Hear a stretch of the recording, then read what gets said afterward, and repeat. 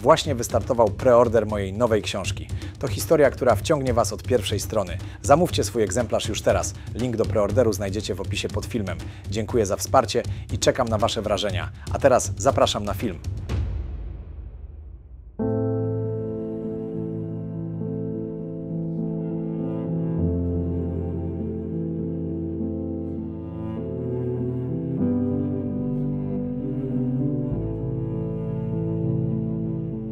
Witajcie! Zabieram Was dziś w podróż po jednym z najbardziej niezwykłych miejsc na Ziemi – Islandii.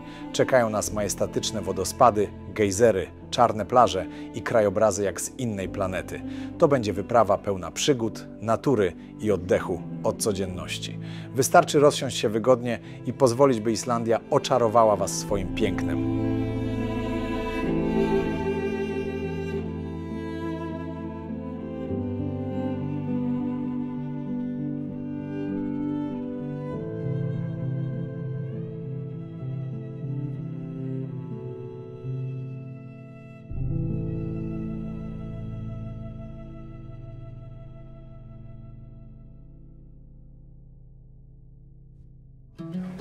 Siemanko! Rozpoczynamy naszą wyprawę na Islandię wspólną i osobną na Grenlandię.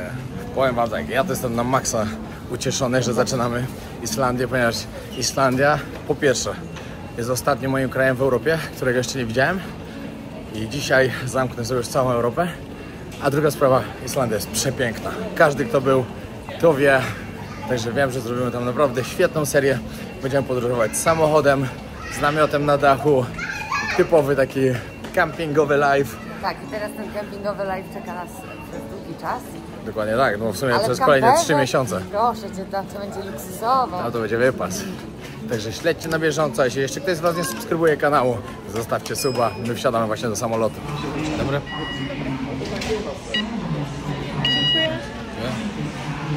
Pierwszy lot, Kopenhaga. Tam mamy przesiadkę i później Islandia.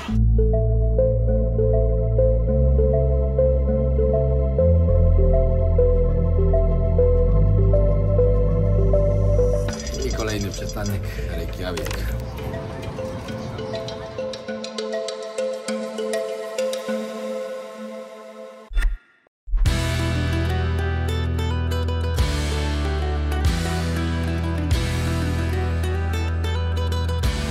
No i moi drodzy, jesteśmy na Islandii.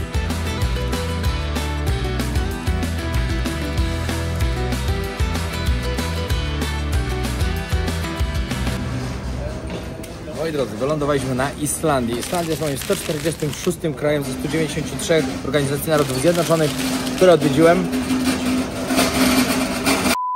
Ale nie o tym teraz, to są ważniejsze sprawy. Dokładnie ruszył już preorder książki Moja ucieczka, także możecie na dole znaleźć link. Zapraszam serdecznie do zakupu.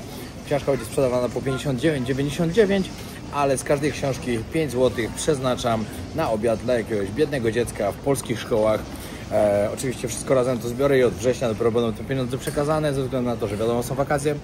Ale chciałbym, żebyście wiedzieli, że jest taka fajna inicjatywa, możecie ją wesprzeć. No i w ogóle książka na pewno Wam się spodoba, że się nie mogę doczekać, aż ją dostaniecie do końca sierpnia, preorder, we wrześniu wysyłka, także zapraszam do zakupu. Pokaż pierwszy posiłek na Islandii. Ale słyszałam, że te hot dogi są popularne bardzo. 7 euro. Jedno i drugie, czy jeden? No razem to płaciliśmy 14. A, okej. Ale jak kiedyś chciała auto kupić, to może być takie. Pobujałbym się takim z chęcią.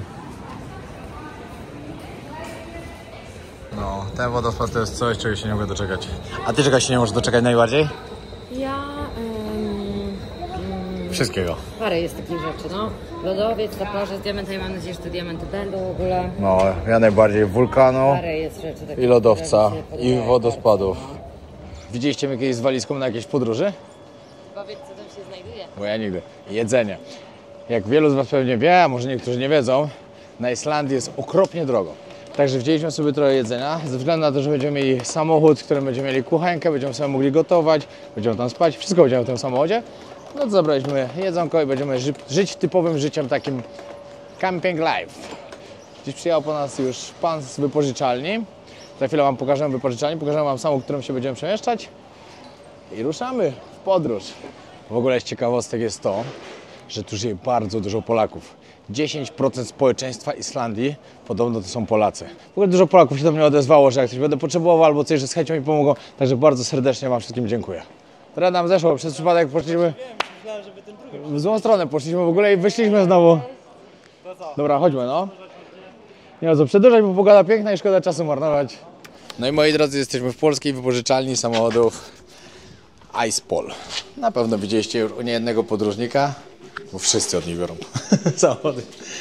Także dziękujemy bardzo. Teraz szybko tylko podpiszemy i od razu pójdziemy, zobaczycie co mamy, jaki samochód, co mamy na stanie i później teraz ruszamy, wykorzystujemy dobrą pogodę, bo szkoda czasu. Także chodźmy od razu. Papiery to już załatwione, bo tu prawo jazdy mam i tak dalej. Wi-Fi dostaliście. Dobra, to chodźmy. Właśnie, dostaliśmy i tak kupiliśmy sobie nielimitowany, ale dostaliśmy jeszcze internet, to będziemy mogli na bieżąco wysyłać. Idealnie. Corrado, no jedyny taki mankament jego, on jest nowszy, w miarę wygodny, wysoki, tyle że ma bak mały. Okej. Tutaj trochę częściej trzeba tankować, bo bak ma 47 litrów. Więc po prostu gdzieś tutaj na południu nie ma problemu, między wschodem a północą jak będziecie tam troszkę wcześniej tankować. No właśnie chciałem pytać, czy stacje są tak często, czy raczej... Są tutaj tak, właśnie Okej. dopiero od wschodu gdzieś tam na północ, tam już się zaczynają trochę schody, Dobra. około 100 km, 100 parę oddalone, Dobra. ale też nie ma tragedii. Na wyposażeniu macie krzesełka, stolik, drabinka, no żeby wejść nie trzeba gdzieś tam się wspinać. Tutaj macie zestaw kempingowy, czyli talerze, kubki, sztućce, palnik, patelnia, garnek. Świetnie. Jakiś tam otwierasz do puszek, takie rzeczy, które się po Akurat prostu mamy- przydadzą. O wodzie jeszcze wspomnę. Tak. Macie też baniaczek pitnej wody. Woda na Islandii zimna z kranu jest jak najbardziej pitna. Wszyscy piją, butelkowana droższa niż inne napoje w sklepie. Nie opłaca się po Cola, prostu. taki, tak. Z tyłu macie poduszki i śpiwory do namiotu. Materac jest już w środku, Dobra. a jak go otworzyć już pokazuję. To jest najważniejsze, mamy namiot na dachu, także będzie idealnie. Najważniejsze, ale akurat proste. Tutaj to się przydaje, bo ta pogoda wiadomo zmusza do szybkiego pakowania się czasami. Także otwieramy, popychamy i to tyle. Także to wszystko. Tutaj się nie zmęczycie. Ta gumeczka, ona jest tylko do tego, żeby pomogło trochę ściągnąć ten materiał, także zahaczajcie ją od razu sobie na dół, żeby nie przeszkadzała. Drabinkę zahaczacie tutaj. No i wchodzicie, w środku macie jakiś tam pasek LED, kieszonki. Ten ledzik jest na powerbanka, także swojego trzeba podłączyć w razie czego. I co do składania namiotu, albo jeszcze przed składaniem, jak w nim śpicie, on ma wentylację tutaj u góry, ale ja zawsze polecam troszeczkę przytworzyć ten zamek, Tak, żeby tak, tak. była lepsza wentylacja. Bo wiadomo, wydychamy, to się skrapla. Dobra. To w namiocie. Do składania otwieramy drzwiczki z obu stron, czyli zamek otwarty, obie drzwiczki otwarte, sznureczek na środku, ściągamy do końca, to sobie chowacie do boku. O.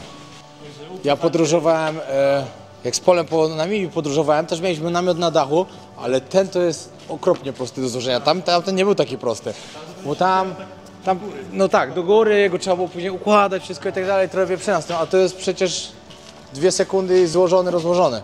Także to jest mistrz.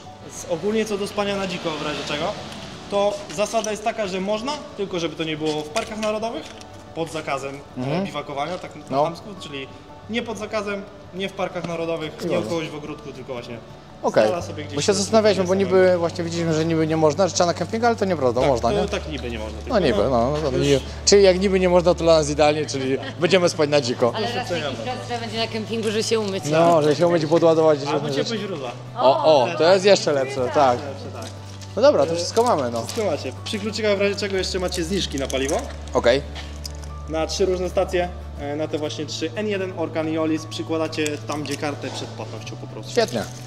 W razie kontaktu Dziękuję bardzo. lepiej się nie kontaktować, ale Lepiej się nie kontaktować. Dzięki wielkie. Dobra, to idę po walizkę jeszcze.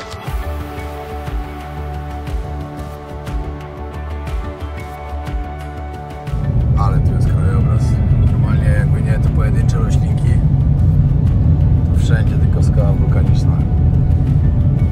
Co do tego wulkanu, który tutaj parę dni temu wybuchł, to już podobno, że jest gaz, ale dalej się dymi, dalej można lawę zobaczyć, także wieczorem tam pojedziałem wam pokazać i przelecę tam dronem oczywiście.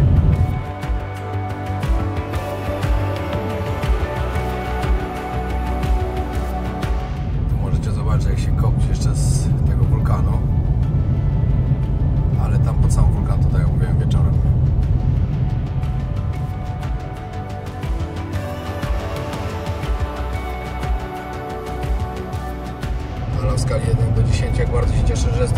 Cieszę się bardzo, ale nie spodziewam się, że okulary przeciwsłoneczne będą mi tutaj potrzebne i czapka z daszkiem. Nie, tylko się cieszę.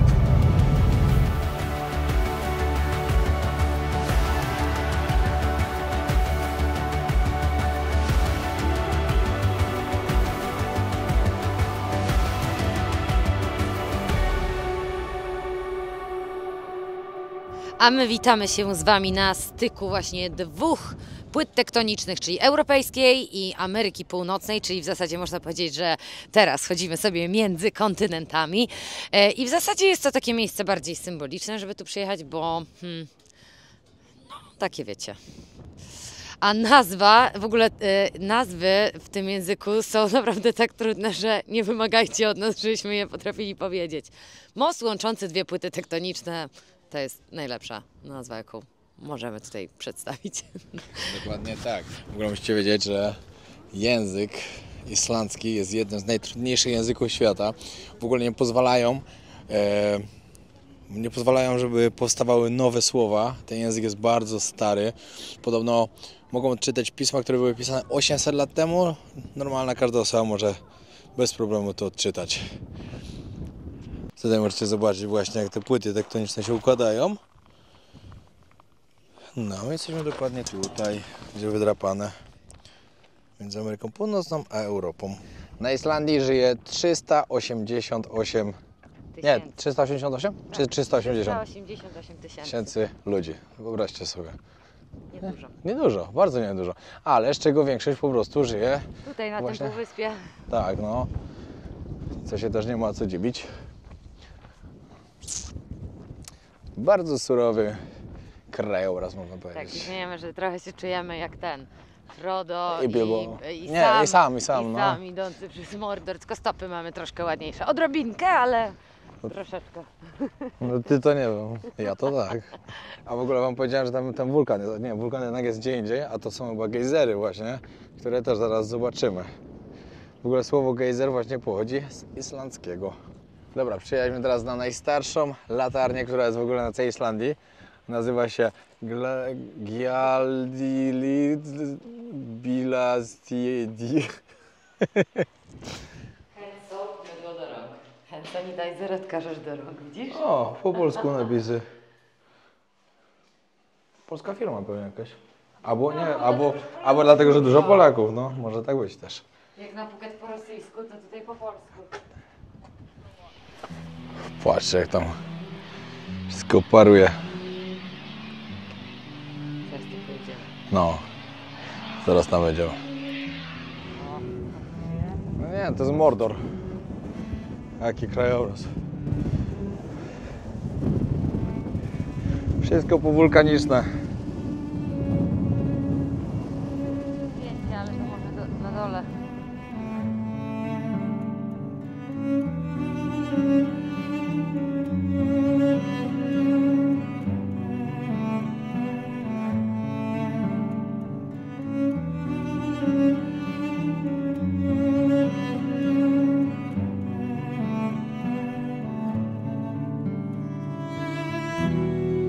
No i tyle by było z latarni. Idziemy dalej, idziemy zobaczyć klify teraz. Już się zaczyna trochę zimno robić. Słońce zaszło, ale i tak, co by nie było, jesteśmy szczęśliwi, że nie pada. A ja ci wyjęłam kurtkę w ogóle. No, zaraz założę. Wiecie, co dla mnie najbardziej niesamowite w tej wyspie? To, że macie tak, wulkany, gejzery, gorące źródła, czyli po prostu teren gorący na maksa. A przejedziecie tam parędziesiąt kilometrów, lodowiec. No, to jest ciekawe bardzo. No Islandia jest na pewno bardzo wyjątkowa, to trzeba przyznać. I cieszę się, że zostawiłem sobie to jako ostatni kraj właśnie w Europie, który zobaczyłem. No bo Grenlandia, może parę osób nie wiedzieć na przykład, no bo to jest normalne, że można nie wiedzieć. Grenlandia to jest terytorium Danii. Tak to wygląda.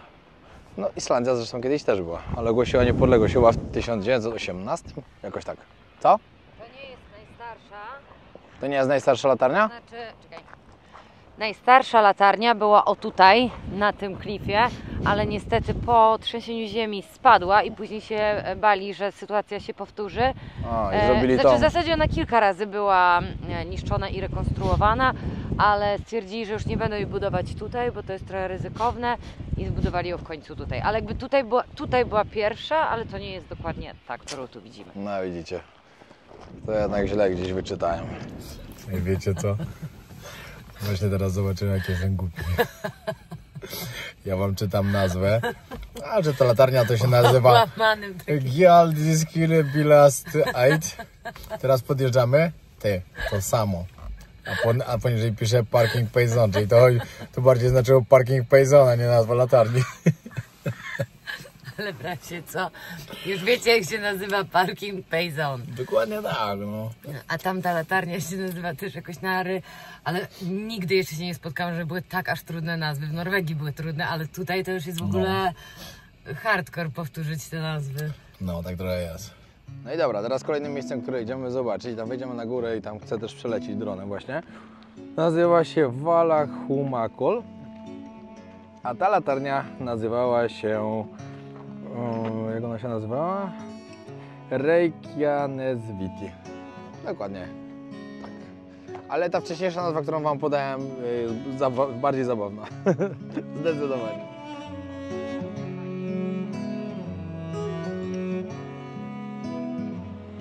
Wow, ale wygląda nieźle.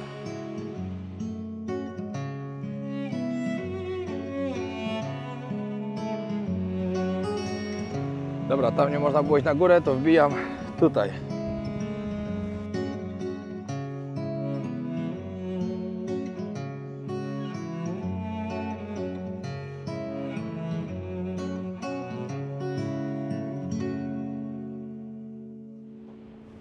Pingwin!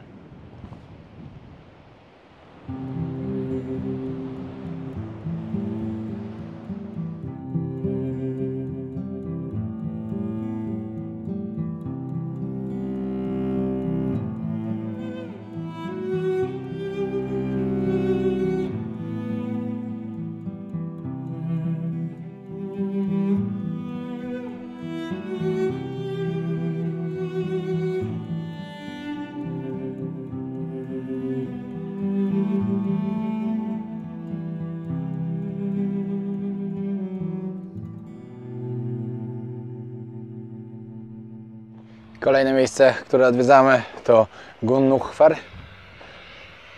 No, po prostu gejzery, no. Błotne jakieś te są, błotne baseny. Okej, chodźmy zobaczyć, no.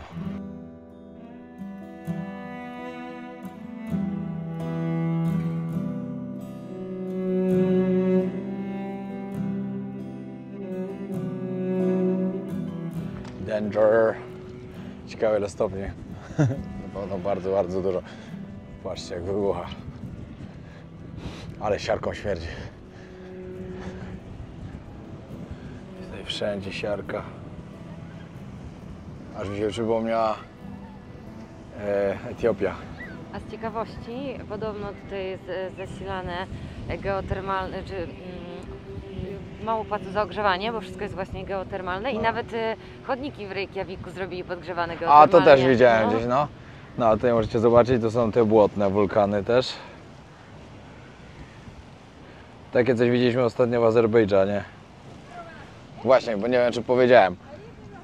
Jakbyście się zastanawiali skąd się biorą chmury, no to stąd.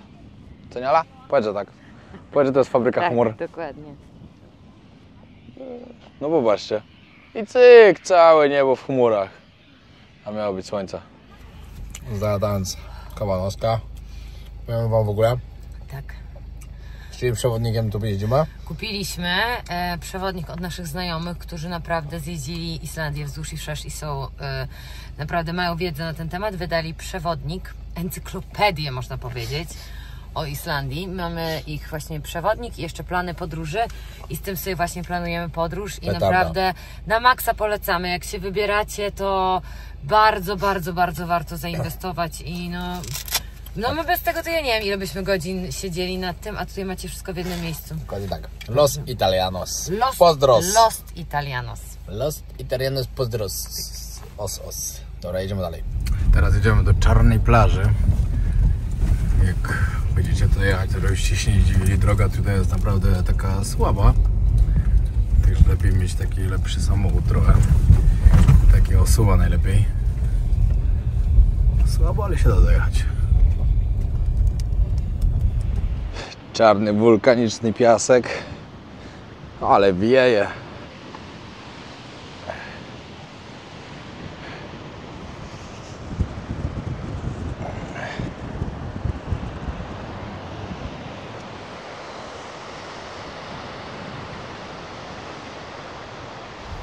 Patrzcie, jak tu widać, jaka jest lawa taka świetna, czy nie świeża, bo na pewno już trochę ma, ale jest taki czarny, mocny kolor. Przyjechaliśmy teraz na gorące źródła, które nazywają się Blue Lagoon. No i powiem wam, że ta woda jest tak niebieska. Wow! Serio, chyba nie widziałem wcześniej takiego czegoś aż.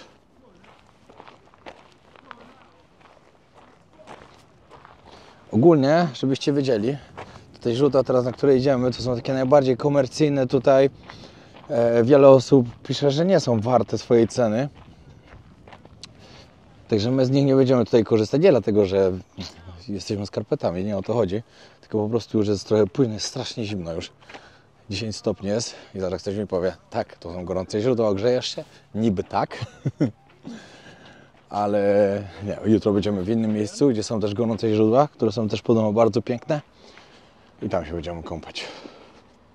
Bo dzisiaj mamy taki pierwszy dzień, także musimy jeszcze parę rzeczy pozałatwiać. Musimy zdążyć jeszcze do sklepu, który jest tylko do 21 otwarty, a jest już 20. Także przyjechaliśmy tylko zobaczyć, jak to tu wygląda. Zobaczymy może też na ceny. I wam damy znać. W ogóle tutaj wszędzie to tak świetnie to wygląda, te wulkaniczne skały. Nie no, to naprawdę wygląda niesamowicie. Już pierwsze miejsce, które mnie zaskoczyło na Islandii. A będzie ich na pewno dużo więcej.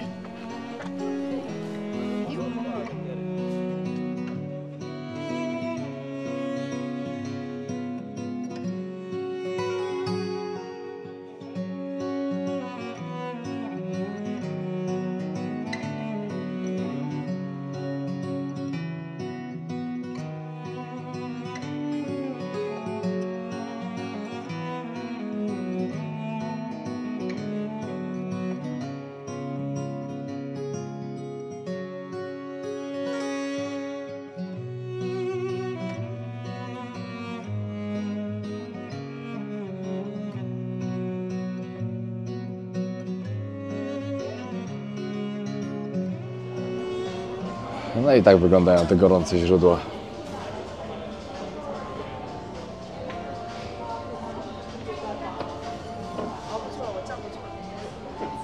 O, tu można nawet na zewnątrz wyjść.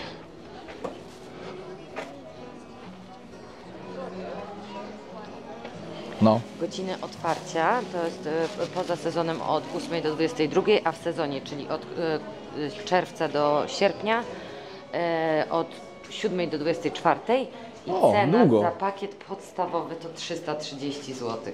I w tym mamy oczywiście wejście, mamy napój, mamy ręcznik i to jest taki najtańszy pakiet, ale oczywiście są jeszcze jakieś tam pakiety bardziej luksusowe i one są droższe, więc dosyć droga zabawa, powiedziałabym. Taka wlepka.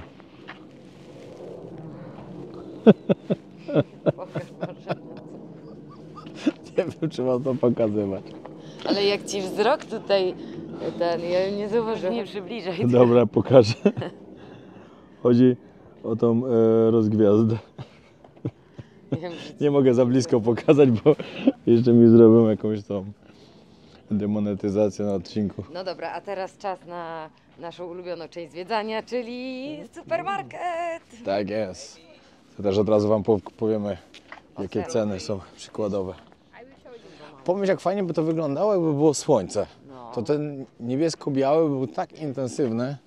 I tak jest ładny, bo w kamerze wygląda przepięknie. No, pięknie to wygląda. Dobra, przyszliśmy na zakupy. Stówka to jest 3 zł, tak? Stówka 3 zł, no to... Takie nieciekawe to mamy. No bardzo nieciekawe. Ale jak te ceny są podawane? Papryka, witaminka C. A, 250 gram. Nie wiem, ja nie wiem jak to jest tutaj podawane, bez sensu trochę. Pół kilo jagód po 33 zł. Jakieś 18 zł, 12, 9, pewnie z 10 razem. O, łosoś za ile jest?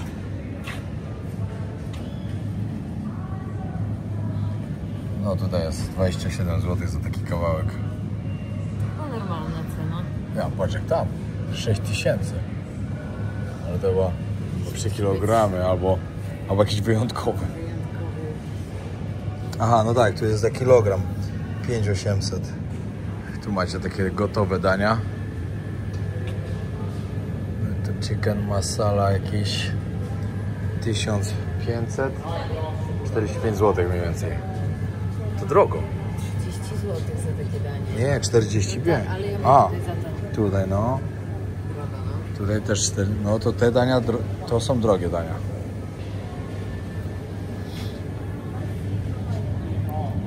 Tutaj lasagna taka 69 zł za kilogram. Tylko nie wiadomo, które to jest która cena. No ale około 33 zł za paczkę kabanosów. Tutaj trochę mniej, no ale to też jest drogo, no. To tam chyba taki puk jakiś trafiliśmy, co było tanio i dalej już nie jest tak tanio. No tu są jeszcze parówki, parówki też warto zobaczyć. O, parówki 18 zł. O, tutaj jakieś za 30 zł. Tutaj 4 za 18 zł. Ten makaron świderki jakieś około 15 zł za taką paczkę. Tutaj też bardzo podobnie. 15 zł za taki słoiczek bolognese. Tutaj 18 zł. Tutaj ceny ryżu 450, czyli 15 zł za pudełko ryżu. Mniej więcej. Tutaj trochę taniej koło dyszki. Zastanawiam się, czy tutaj są takie ceny, że już wcale nie jest aż tak drogo, czy po prostu jest tak, że byłem ostatnio w takich drogich krajach i teraz mi się wydaje, że jest niedrogo. Czy wiadomo, tanio też nie jest, ale spodziewałem się, że będzie dużo drożej. Dobra, pierwszy dzień i już nam się nie udało iść samochodem. Poszliśmy na pizzę, bo zobaczyliśmy takie logo Domino's wielkie, mówimy, dobra, idziemy na pizzę. Bo jakoś tak, no obydwoje mieliśmy smaka. Zgadnijcie, ile pizza kosztuje w Domino's. Razem z sosem zapłaciliśmy 160 zł. Także jak w sklepie wydawało nam się, że jest w miarę tanio, no to jak się już pójdzie do jakiejś takiej restauracji albo gdzieś, no to już tak tanio nie jest. Przejeżdżaliśmy też teraz koło stacji paliw. Ale to możesz od razu podpowiedzieć, co Za drugą. 300 metrów skręć w prawo. Opcja jest taka, że możecie wziąć w tej cenie 2 pizze, my o tym nie wiedzieliśmy. No ale i tak byśmy ich nie zjedli, bo i tak byliśmy pod korek na jedzenie. A też byliśmy tam koło stacji paliw, to litr paliwa mniej więcej 10 zł. Także jak w Polsce się płaci 5,50 czy coś koło tego, to jest naprawdę spoko. Skręć w prawo. No, a teraz jedziemy do miejsca, gdzie jakiś czas temu wybuchnął wulkan. Podobno troszkę już tam zgasło i już nie jest tak jak było, a było naprawdę pięknie. Wstawię wam tutaj filmiki, także zobaczcie sobie, jak to wyglądało już 2 tygodnie temu. Grzesiu wstaw tutaj jakieś filmiki z neta, jak to wybuchało, cała ściana wody, ściana lawy szła do góry. No, także zobaczymy, co zostało, przelecimy się dronem, tylko musimy poczekać, aż trochę ściemni. Na szczęście już skończyły się teraz białe noce, już podobno normalnie jest ciemno, także poczekamy sobie chwilę, zobaczymy wulkan, a później jedziemy szukać jakiegoś miejsca do spania. Przyjechaliśmy właśnie do miasteczka Grindavik, które w 2023 było pierwszy raz ewakuowane wtedy. Nie, chyba już nawet wcześniej. Albo już wcześniej było ewakuowane, później kolejny raz w 2024 i teraz po tym wybuchu tego wulkanu, nie wiem czy nie znowu, kiedyś mieszkało tutaj ponad 3000 osób, teraz podobno zostało 100. Ile w tym prawdy? Nie wiem, ale zaraz wam pokażę. Widać normalnie jak mało ludzi jest, jak są puste domy. Zaraz wam pokażemy. Tylko jadę jakąś główną. No popatrzcie.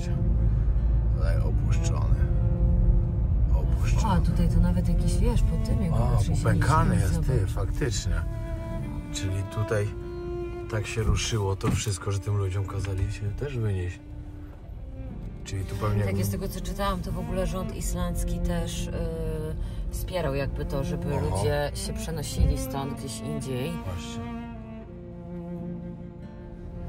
Bardzo dużo zainwestowali w to pieniędzy, żeby się pomóc tych ludzi przesiedlić. No bo wiesz, tutaj są tereny aktywne sejsmicznie i to jest ryzyko duże. No i to jakie? Właśnie wszędzie opuszczone. Ale też popękane to było. To każdy dom popękany, Każdy zobacz. dom, no. No to ja bym nie chciała w takiego. A ten w ogóle jakiś taki pochylony, jakby widzisz? No. Ale ciekawe. Gdzieś gdzie mnie tam? Ciekawa sprawa. Mamy taki do przodu. Tutaj też popękane Konstrukcja, ściany. no. Właśnie. Tu już coś zabezpieczowali, może No. czy zamalują? Też próbują ratować chyba, ale chyba nie pomieszkałem tu za długo. Tu też coś próbowali łatać dziury. No, faktycznie. Ale podobno też tutaj lawa w ogóle też zniszczyła budynki jakieś. Budynki teraz chyba, nie?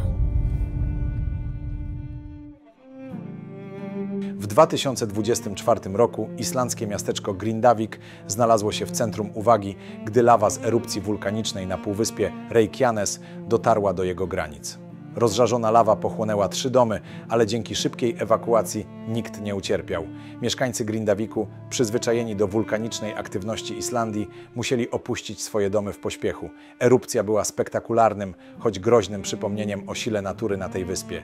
Dziś Grindavik odbudowuje się, a świat obserwuje, jak Islandczycy radzą sobie z kolejnym wyzwaniem geologicznym.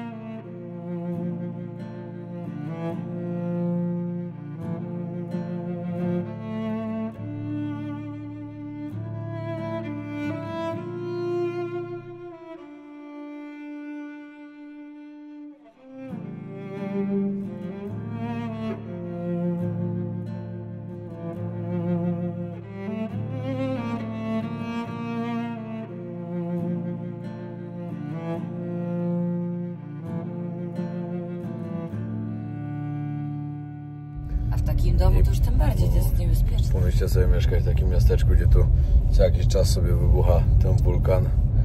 Mieszkacie na takiej gorącej ziemi, można powiedzieć. No, tutaj możecie zobaczyć, patrzcie, pozamykane były drogi.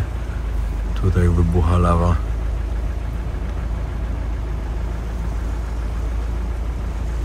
A ludzie, patrz jak z walizkami. No, ludzie ewakuowali tutaj z walizkami, uciekają. Tutaj droga pękła.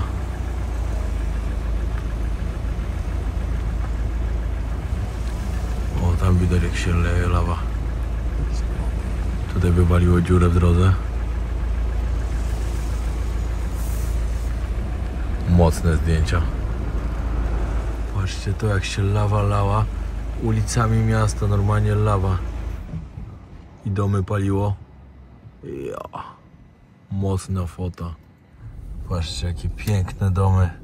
I wszystko puste stoi. Tutaj kolejne puste. Tutaj w ogóle już część osiedla cała ogrodzona. Tutaj w ogóle już nie można wjechać. Ja pierwszy nie byłem w takim miejscu. Normalnie mogliby tu film nagrać jakiś. Tutaj cały blok pusty, bo patrzyliśmy w oknach. Patrzcie, tutaj widać, że takie wały pobudowane są. Tutaj wszędzie widać, żeby w razie czego zatrzymać to, jakby ta lawa szła. I tak naprawdę lawy, którą widzieliśmy przed chwilą, to one 2 lata, to dlatego nam się taka świeża wydawała. Ja pierwsze nie zazdroszczę tym ludziom tutaj mieszkać. Takie coś pobudowane. I jakoś ma ratować miasto. No a tutaj możecie zobaczyć. Tutaj widać tą lawę świeżą taką. Od razu widać po kolorze.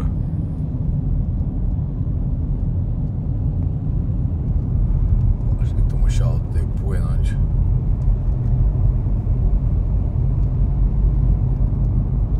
Wiecie co, teraz wyczytaliśmy o tym, że taka najgorsza erupcja wulkanu tutaj miała właśnie miejsce 14 stycznia 2024 roku, czyli 1,5 roku temu. I wtedy właśnie lawa dotarła aż do miasta, spaliło 3 domy, na szczęście nikt nie zginął, no ale wtedy właśnie natura pokazała, jak niszczycielska może być. No i właśnie po tym czasie ewakuowali tych ludzi. Straszna sprawa, tak niedawno temu. Ale to widać sobie, nawet po kolorze tej lawy to widać, że to jest wszystko świeże.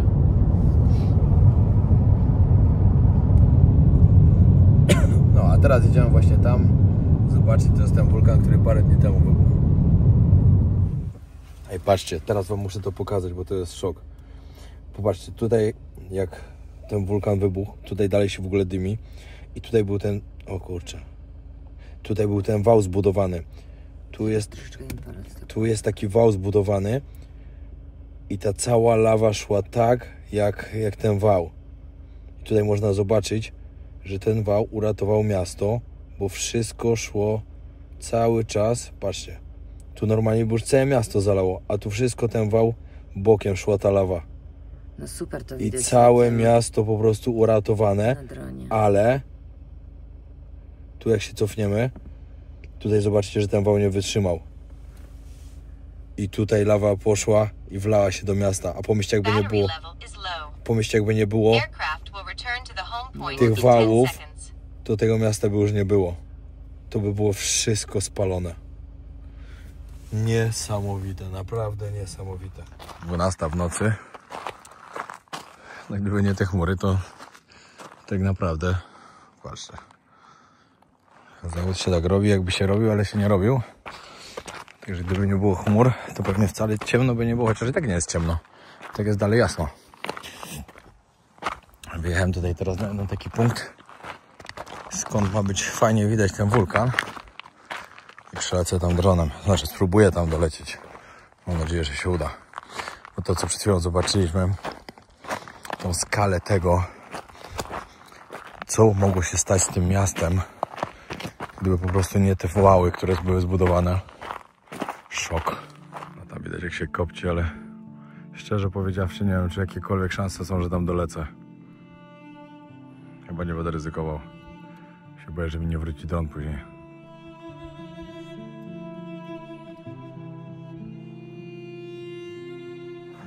Namiot rozłożony.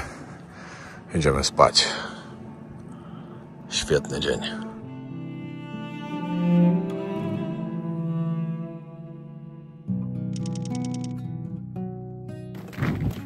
No i siemanko, pobudka, kolejny dzień.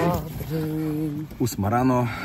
Było się ciepło. Było ciepło, naprawdę spoko. Było bardzo ciepło, ja tu spałam, wtedy zdjęłam bluzę, spałam normalnie w majtkach, bo w dresach nie było za ciepło i w koszulce. No. Ale niestety moje stopery były za słabe i się budziłam w nocy z hałasu. Ja muszę to wyciągnąć właśnie. O. To i to. Żeby dzisiaj ustawiać sobie w fajnych miejscach. Bo dzisiaj będziemy w świetnych miejscach. Codziennie będziemy w świetnych miejscach. Tak. Właśnie przyszedł do nas pan, mówi, że oni kończą już. Dał nam jakieś przyprawy. Dał nam papier toaletowy. Fajnie, fajnie.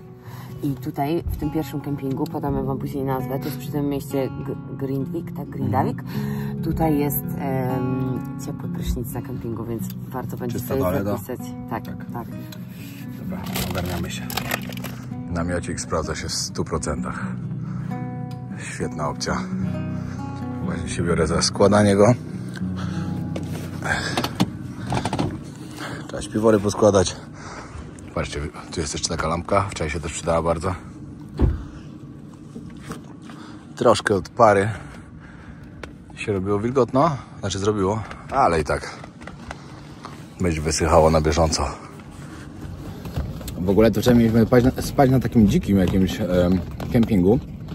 Niby nie można, ale też niektórzy mówią, że jak się ktoś schowa, to można. Ale tutaj przejeżdżaliśmy przez przypadek, koło tego mówię, ty, chodź, ile samochodów zaparkowanych stajemy. No i się zatrzymaliśmy i się okazało, że to całkiem fajny kemping.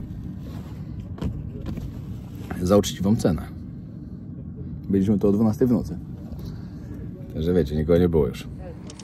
Selfos. Jesteśmy w miejscowości Selfos. Czemu to jest zamknięte wszystko? No właśnie ja słyszałam, że tutaj tak życie prowadzą. Tutaj chyba o innych godzinach się życie zaczyna. Ale mamy nadzieję, że chociaż uda nam się kawę kupić. Faktycznie światła zostawiane No. Do pierwszego miejsca, do którego dzisiaj jedziemy. Czyli wodospad dzisiaj mamy pierwszy, tak? Mamy... Golden Ring, to jest pierwsze to, co gdzie jedziemy? Co? Golden Ring? Golden Circle. A, Golden Circle, sorry, Golden Circle. Tak, Golden Circle to jest taka popularna atrakcja tutaj, ale my nie będziemy robić całej, tylko wybierzemy kilka najfajniejszych punktów. To też właśnie z przewodnika naszych znajomych wiemy, że właśnie nie warto robić całego tego kręgu, tylko właśnie kilka punktów i jedziemy dalej. Ale ładnie tu. Ładnie, ładnie, no. No nie, miałeś grać w klasy kiedyś? A jak?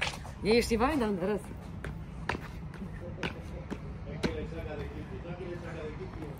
Kafi to chyba będzie kawa, nie? Tak, to tu idziemy. 12 godzina. My się bierzemy za śniadanko. Jak śniadanko na kempingu, to jakie? Konserwa turystyczna. A jak? Uwielbiam. Dla mnie to też. jest po prostu Ja tak samo. smak młodych lat, Tak. jak się gdzieś jechało. I tutaj już jesteśmy w pięknej krainie, którą zobaczycie w kolejnym odcinku. Tutaj przyjechaliśmy na wodospady Hajfos. Tak się dokładnie nazywają. I już się nie mogę doczekać, jak tam przelecę dronem, ale to w przyszłym odcinku.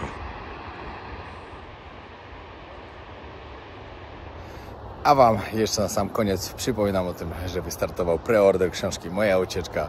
Pierwsze 500 osób, które zamówią książkę, którą sprzedaż ruszyła właśnie, jak zaczął się ten odcinek, dostaną coś specjalnego. Będzie fajna niespodzianka w środku. Także serdecznie polecam kupić. Dziękuję bardzo, że chcecie wspierać moje podróże, chcecie czytać o moich przygodach, które wydarzyły się jeszcze pewnie zanim oglądaliście kanał Podróże Wojownika. No bo dużo tam będzie. Będą też historie, które wydarzyły się zanim założyłem kanał i zanim zacząłem nagrywać. Także naprawdę fajnie poznać trochę moją historię, to co mi się kiedyś wydarzyło i skąd musiałem iść, żeby dojść do miejsca, w którym właśnie jestem. Pozdrawiam serdecznie. Na razie. Zostaw subskrypcję.